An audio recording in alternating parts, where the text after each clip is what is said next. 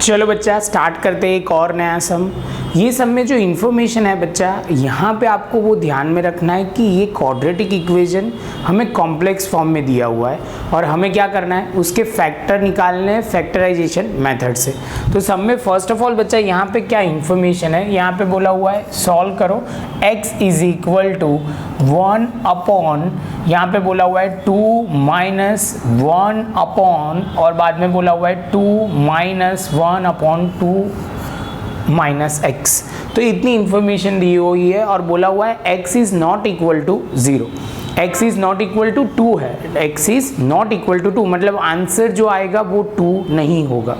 First of all बच्चा आपको as usual पता होना चाहिए स्टैंडर्ड फॉर्म क्या होगा, तो आप बोलोगे ax square plus bx plus c is equal to 0। तो ये हमारा स्टैंडर्ड फॉर्म है। स्टैंडर्ड फॉर्म सबसे पहले हम लिखते हैं, तो उससे पहले हमें क्या करना पड़ेगा, अरेंज करना पड़ेगा। तो सबसे पहले हम यहाँ लिखना शुरू करते हैं x इज इक्वल टू, यहाँ से अब शुरू करते हैं ये वाला स्टेप। तो यहाँ पे हमने पहले लिखा 1, ये वाला स्टेप एज इट इज़। अब बोलोगे सर कौन सा वाला, तो ये हम यहाँ पे जो है वो तो एज इट इज़ लेंगे, लेकिन यहाँ का जो पॉइंट है ना ये वाला, तो ये वाले पॉइंट को हम एलसीएम करेंगे। क्या लेंगे, एलसीएम लेंगे। तो यहाँ से हमने लिखना स्टार्ट किया 2 माइनस 1 अपॉन, यहाँ से एलसीएम लेना शुरू लिया, तो यहाँ पे लिखा 2 माइनस एक्स, यहाँ पे कुछ नहीं है तो 1 बोला जाएगा। तो आप बोलोगे सर यहाँ पूरा मल्टीप्लाई होगा 2 माइनस एक्स, यहाँ पे 2 माइनस एक्स दोनों जगह मल्टीप्लाई होगा, तो 2 as it is 2 minus x, और मल्टीप्लाई करते हुए यहाँ पे 1 का 1 एज इट इज़। क्लियर। अब ये स्टेप कंप्लीट होते ही बच्चा बोलोगे आगे चलते हैं सर, तो यहाँ पे एलसीएम तो क्या हुआ, तो आप बोलोगे सर 1, यहाँ पे 2 माइनस की साइन 1 अपॉन, अब यहाँ पे हम मल्टीप्लाई करेंगे तो क्या हो जाएगा 4, और यहाँ के क्या हो जाएगा 2x।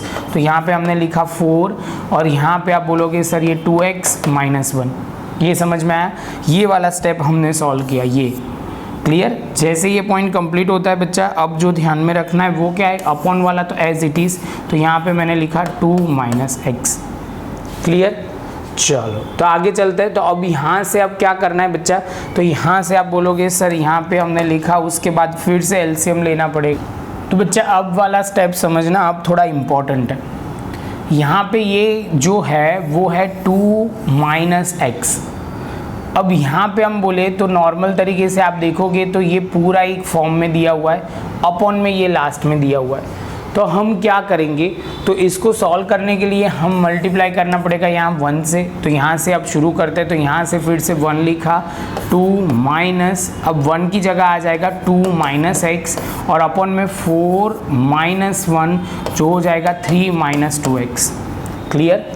ये स्टेप समझ में आया तो ही आगे बढ़ना। सर ने ये क्या किया वो क्लियर कर लो कि डिनोमीटर में था तो उन्होंने कहाँ ले गए, तो डिनोमीटर ऑफ डिनोमीटर है ये, तो यहाँ हमने 1 के साथ मल्टीप्लाई कर दिया। हम सीधा ऊपर नहीं ले जा सकते न्यूमरेटर में, रीज़न वो है कि बच्चा अभी ये पूरा टर्म सॉल्व नहीं हुआ है। पूरा टर्म सॉल्व हो जाता तो हम ले जाते। चलो बच्चा तो अब आगे चलेंगे। तो यहाँ पे x लिखा, यहाँ पे आप बोलोगे सर ये 2 एज इट इज़, यहाँ पे 3 माइनस 2x माइनस, अब ब्रैकेट में बोलोगे 2 माइनस एक्स। ये आपने क्या किया बच्चा, तो ये समझ में आ रहा है। तो आप बोलोगे सर आपने 3 माइनस 2 का एलसीएम लिया है, 3 माइनस 2x का एलसीएम लिया है, और यहाँ पे 1 जो था वो एज इट इज़ लिखा। उसके बाद बच्चा फिर से आगे जाएंगे, तो यहाँ पे आप बोलोगे सर अब जो है यहाँ सिंपली 1 का 1 लिखते हैं, यहाँ पे 2 से मल्टीप्लाई करना शुरू करते हैं। तो यहाँ से करोगे तो ये हो जाएगा 6, यहाँ से करोगे तो 4x, यहाँ माइनस हो जाएगा तो -2 हो जाएगा, और यहाँ प्लस x। ये समझ में आना चाहिए। और अपॉन में जो है 3 माइनस 2x। अब देखना denominator of denominator will be numerator, तो ये पूरा स्टेप यहाँ आ जाएगा। तो 3 माइनस 2x, और यहाँ सॉल्व करते हैं तो क्या होगा, ये 6 है प्लस में, ये माइनस में 2 है, तो आप बोलोगे सर लिखो 4। सेम वे यहाँ 3 मतलब 4x माइनस में, ये प्लस में है तो माइनस 3x। इतना होते ही बच्चा हमारा काम हो गया।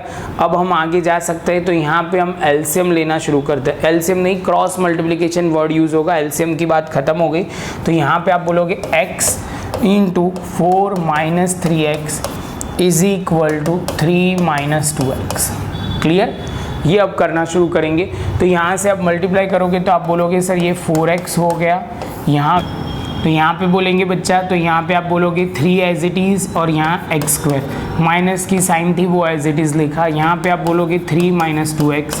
अब बच्चा 0 लिख लेते हैं एक साइड, क्योंकि ये माइनस में है तो हम दूसरी साइड ले जाएंगे तो 3x स्क्वायर पॉजिटिव हो जाएंगे। तो यहाँ पे हमने लिखना शुरू किया 3x स्क्वायर, यहाँ पे आप बोलोगे minus 4x minus 2x plus 3।